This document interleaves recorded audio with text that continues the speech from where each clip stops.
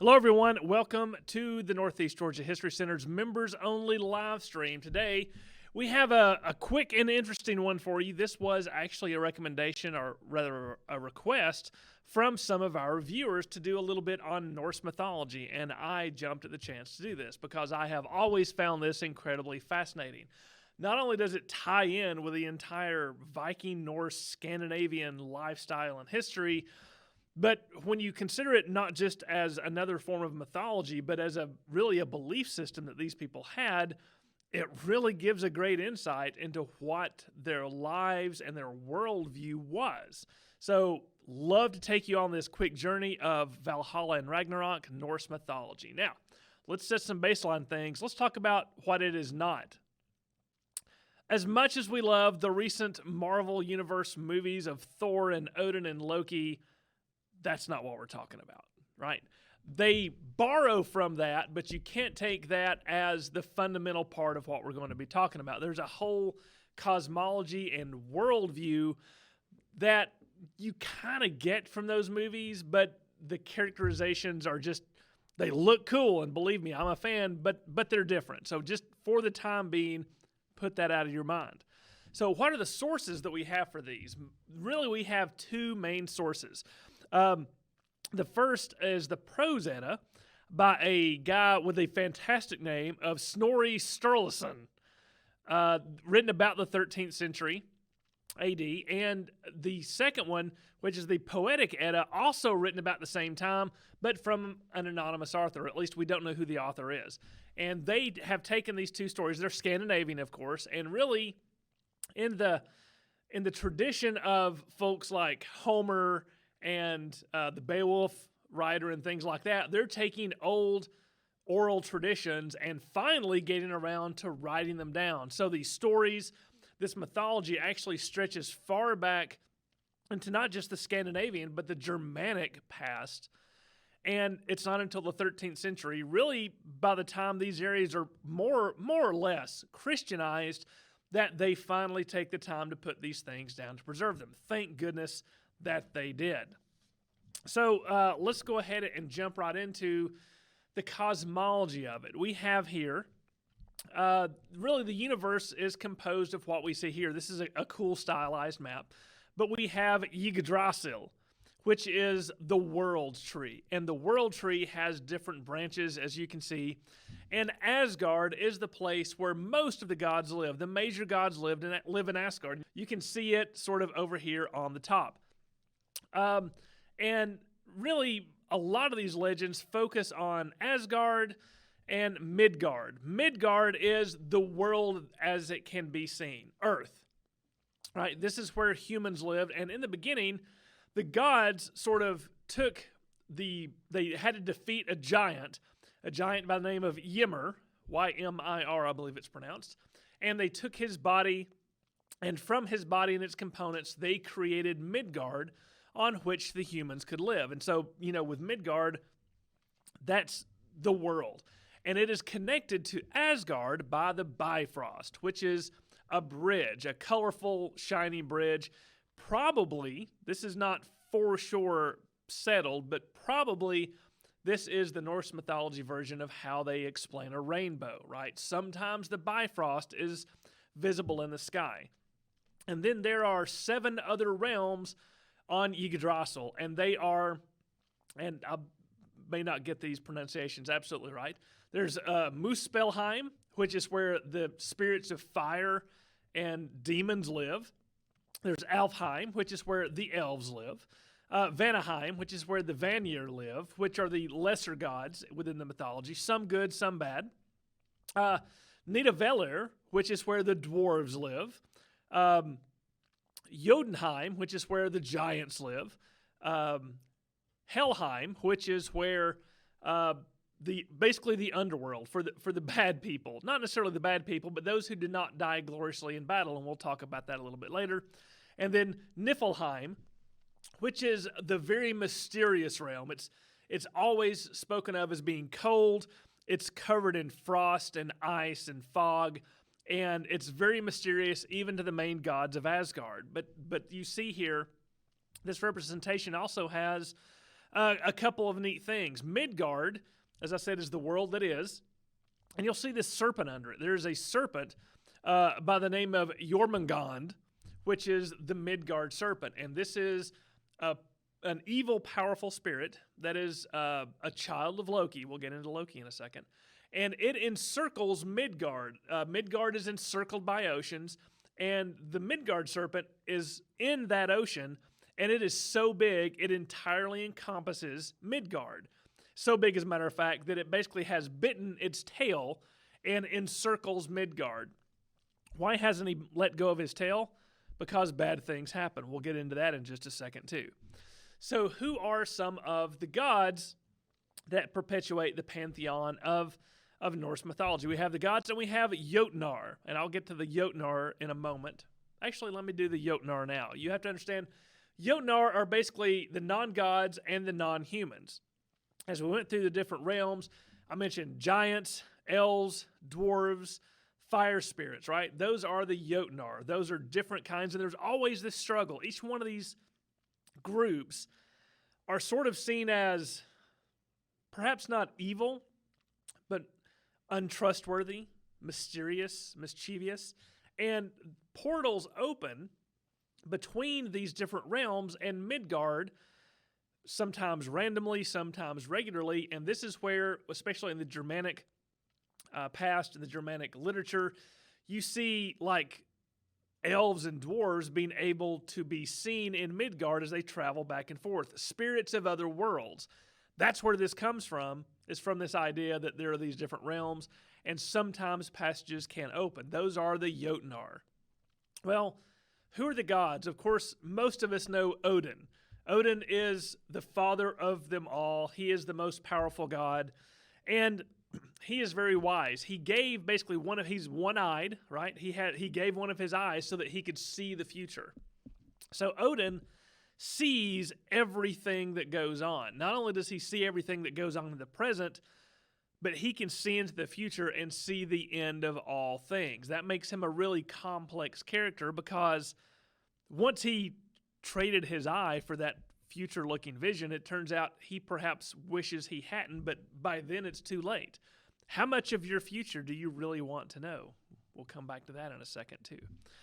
And then, of course, there's probably the most well-known of the gods, Thor.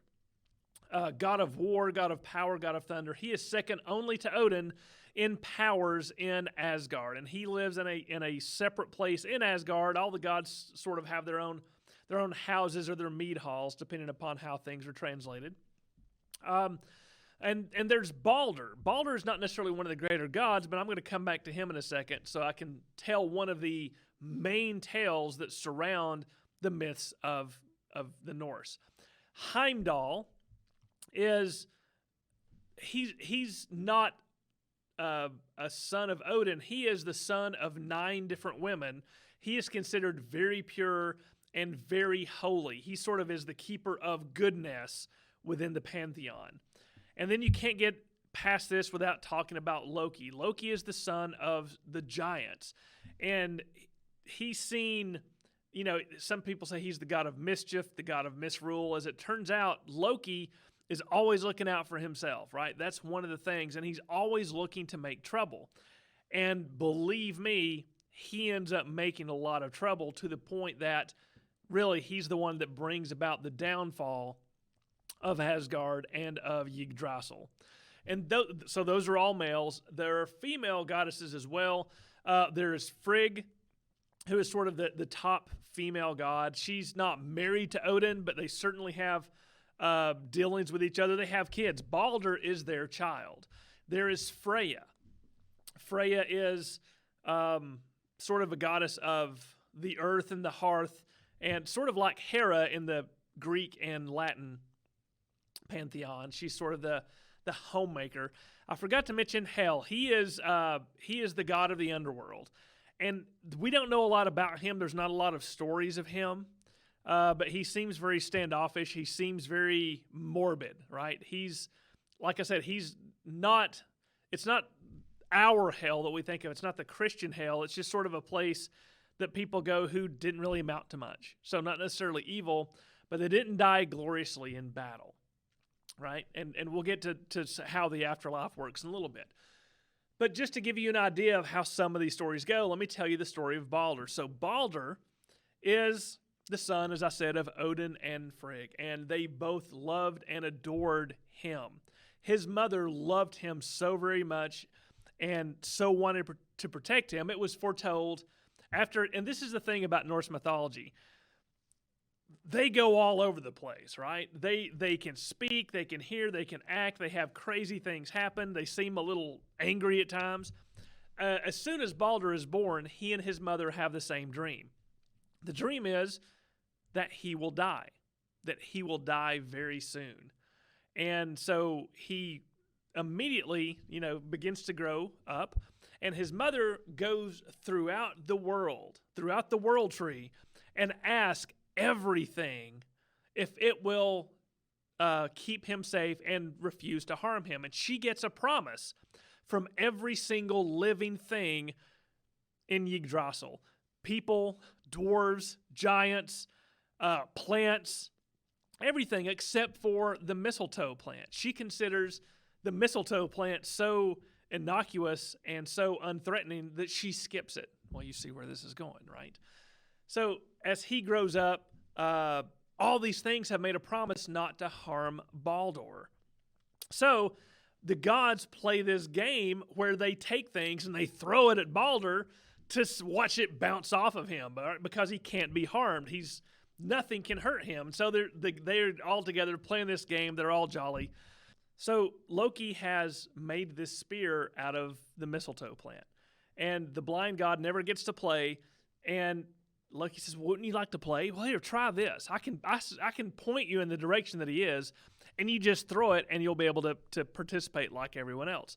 So he rears back and he throws this. Well, unlike everything else that's bouncing off of Baldur, the mistletoe spear immediately pierces Baldur's heart and kills him. Of course, everyone is shocked. This wasn't supposed to happen. Frigg is absolutely beside herself. Odin is angry and orders this poor blind god killed. So they kill the blind god, and he is sent down to hell. Frigg is so distressed that Balder's immediately taken down to hell as well. She goes to hell. By the way, the person and the place share the name. So she goes to him and says, "Please let my son go." And hell finally says, "I tell you what, if you can get every living thing to mourn for Balder, I will release him and he can come back to you." So Frigg goes around again to every living thing and asks for them to cry and to mourn for Balder. And they all do, except for one giantess who the stories allude to perhaps simply being Loki in disguise. And because Loki's disguised giantess will not mourn, Frigg is unable to achieve her goal. Balder stays in hell. So there's one of the most popular stories from Norse mythology. Balder the Beloved, killed by a spear from Loki. So you can see the trouble Loki causes and Loki gets into. This is an incredibly dysfunctional family, these Norse gods, right? They don't get along. There's not any real meaningful marriage between a lot of the major ones. Like I said, they get together, they have kids, but they're not considered man and wife. They go and they do their own things. So speaking of the death of Balder and how things go, so part of the reason that we have religion is to sort of explain the world and explain the afterlife. What happens to you in the afterlife? Well, we have our cosmology. And remember, these are Scandinavians. Much of the Scandinavian lifestyle is built around fighting. It's built around combat. It's built around going a Viking. And so with that mindset, going all the way back to the ancient Germanic mindset of there are a few things more honorable, more desirable than to be a great warrior and to compete in combat. And even if you die, you have achieved something. If you die gloriously, that's the way you want to go. Well, this sort of wraps up in that. So a glorious, brave death in battle is all anyone can hope for. And so as the mythology goes, there are sent by Odin Valkyries, women warriors, who go along and hover over battlefields. It is their job to pick out the bravest and the most valiant warriors to take them up to Odin's hall in Valhalla, in Asgard. So Valhalla is Odin's house. Odin's job is to go and get the best warriors so that in the final battle at Ragnarok, he will have an army of the most impressive, the most strong, the most valiant warriors to fight by his side. That's what the Valkyries go out and do. And so, within this mind frame, that's what they're looking for. They know that if they fight valiantly, they will be able to go to Valhalla. Well, what's in Valhalla? Every day is a feast, right? There is a giant wolf that is roasted deliciously daily, and everyone eats it, and at the end of the day, the wolf is reborn and recooked. The poor wolf, they never actually go into that. But these warriors come, they test each other with feats of strength. It is the life. It is what you want, but they're still training because they know at the final battle, they're going to have to fight in Ragnarok. They're going to have to fight against the enemies of Odin and of Asgard. But again, it's an interesting worldview that that's what you're going for, that you don't want to be a coward, because the thing that will consign you to an afterlife of misery and end your renown in the here and now is to die a coward's death. And in some Scandinavia, depending upon which country you're in and which time you're in, even if you're a valiant warrior, there's something considered somewhat sad if you live to be an old man because you haven't died valiantly in battle. This is one of those interesting non-intuitive things, right? You want to be the strongest, greatest warrior you can be. But if you're too good, you're going to grow to be an old man.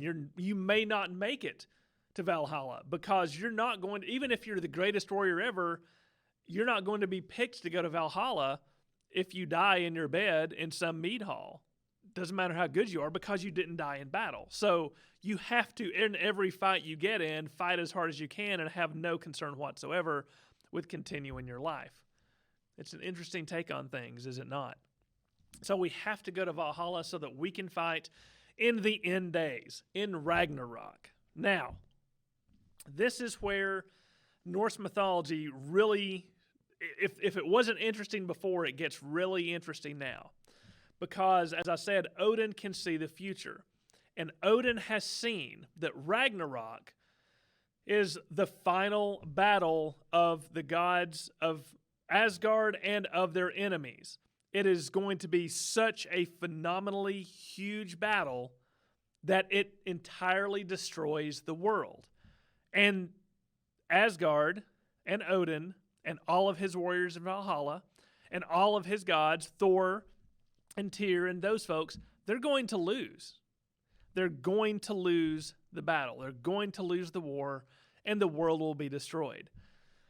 And they know this, right? They know this is how it's going to end. And yet, they follow their fate to the very bitter end. So in Ragnarok, it is said several things will happen. Heimdall will find a horn and he will blow it. And in blowing that horn, all of Yggdrasil, all the 9 realms, will shudder. There will be earthquakes. The earthquake will be so strong in Midgard that Jormungandr will let go of his tail. And in letting go of his tail, this will signal that the final battle begins. As Midgard shakes, as all the realms shake, the portals between them open up. And all of these, the elves, the dwarves, the giants, the fire spirits, and the demons all go towards Asgard to defeat Odin and try and take over as ruler of the 9 realms. This is the battle that Odin has been waiting for, right? There are 2 great creatures that play a large part in Ragnarok. As I said, the Midgard Serpent, Jormungandr is one, and Fenrir is another. Fenrir is a gigantic wolf, super strong, super huge. Both of them are the offspring of Loki and his giant. It's not really a wife; it's more a companion, but they're both the offspring of Loki. Again, to give you an idea of how Loki's mischief, of how Loki is planting the seeds of the destruction of Asgard and the entire world. That's how bad a guy he is. So all these forces come to fight in Asgard and fight against Odin and his forces. Odin goes up against Fenrir. Again, he knows this is all going to happen. This is all fate laid out before him. He goes, he fights against some of these forces, and then Fenrir, the wolf, comes up to him. Fenrir swallows him whole, and he is killed. The greatest god in Asgard destroyed. Tyr, who is another warrior, I haven't mentioned him yet, but he is a god. Tyr is not only another god of war, but he's sort of the god of law and justice. And Tyr takes Fenrir and holds him by the mouth and rips the wolf in two. But it is too late for Odin. Thor then has to fight the Midgard Serpent. Thor and the Midgard Serpent have been fated to fight each other and to kill each other. Well, this is now the moment. So Thor and the Midgard Serpent fight, and they come together. Thor kills the Midgard Serpent, but the serpent is poisonous. And so just as the Midgard Serpent falls dead, Thor turns around, takes 9 steps, and falls dead from the venom of the serpent. And these two images I have here, these are original carvings from stones in Scandinavia. The top one, you can see it shows Thor fighting the Midgard Serpent. The bottom one is a representation of Fenrir. So we have not just Snorri's accounts in the Poetic Eddas, but we have earlier physical accounts of what some of these things were. So we know it wasn't something Snorri made up. We know he's telling the truth when he says these legends stretch back. And so as these forces continue to attack, so Odin is dead, Tyr is dead, Frigg has died, Thor has died, the Midgard Serpent is destroyed, the spirits of fire come in, and they set fire to all the world, and all the world burns and is destroyed, destroying all the 9 realms, all the people that live in them, except for, apparently, a few of the gods. Balder is released from hell, and 2 humans were hiding out in a cave in Midgard because they were so scared, and they, under the guidance of Balder and some of those folks, will create a new world, a greener world without any of the threats from the other 9 realms. So that's Ragnarok. And like I said, everyone loses. Now, this is something that I think has always struck me in terms of the worldview that Norse mythology brings and provides for these people. And it's really neat. They know they're going to lose Ragnarok. They know that they're going to lose the battle. Even the warriors who have died gloriously in battle have been taken to Valhalla. They sit there knowing that they're going to fight a battle that they will lose. Odin knows he's going to lose. Thor knows he's going to be killed by the Midgard Serpent. Then why do they do it? Why do they continue on to this fate? And I think that's one of the most remarkable things to me. It's actually incredibly inspiring. They know they're not going to make it, but that makes them trying to win that much more meaningful and that much more sublime, right? I mean, think about it. We've all been in situations that we know we're not going to win. We know we're not going to succeed, but we can't give up. These guys didn't give up. We know that we have to do our best and to keep trying no matter what the outcome is. That's a little bit fatalistic, but it's also really inspiring, right? It gives us, I'm sure it gave them, and it even kind of gives me this sense of never give up. So what if you're going to lose? Go down fighting, go down doing your best.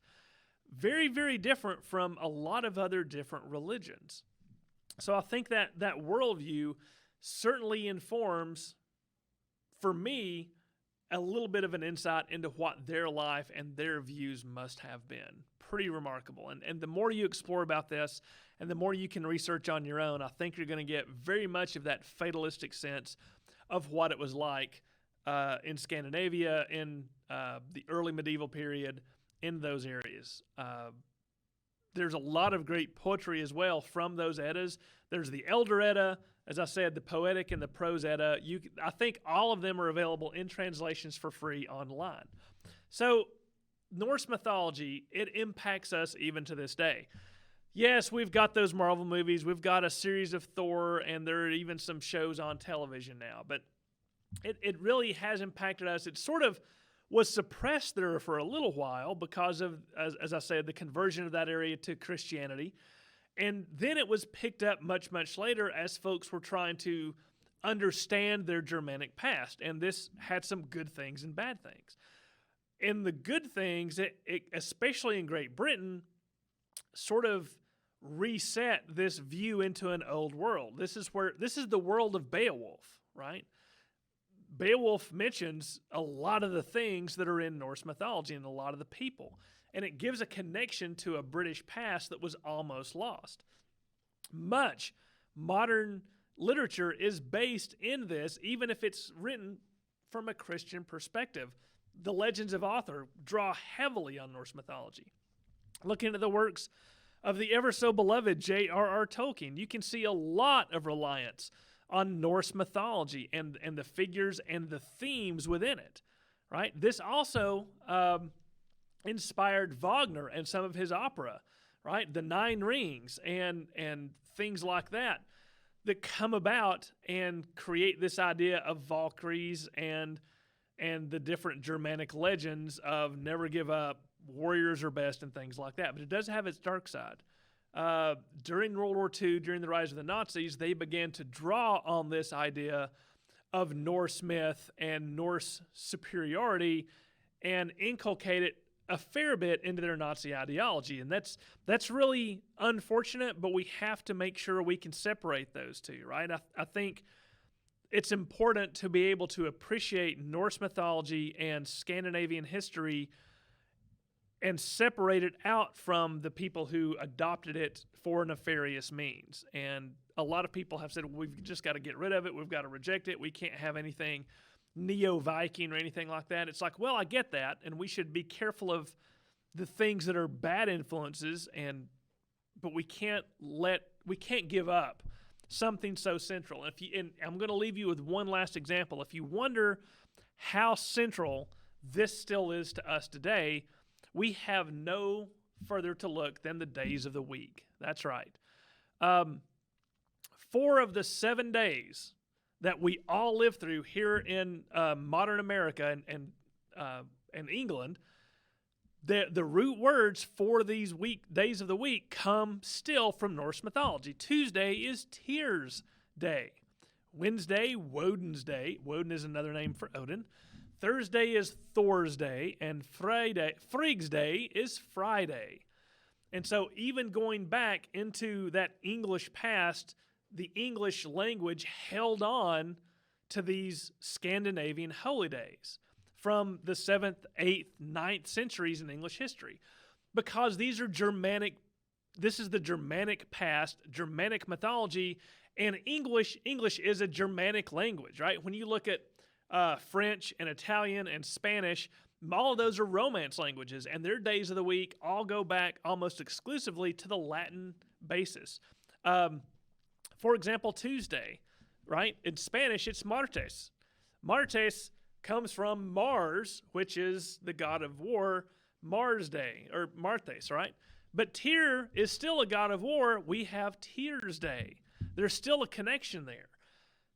But it's very specifically English. And therefore, because of the English connection, it's very specifically American. So when next time you're trying to write down something in your calendar and you're trying to tell people, well, what day shall we have it on? Let's have it on Woden's Day and see if they blink. It sounds just close enough they may not notice. So Norse mythology is a fantastically deep, fantastically intrinsically bound into our history.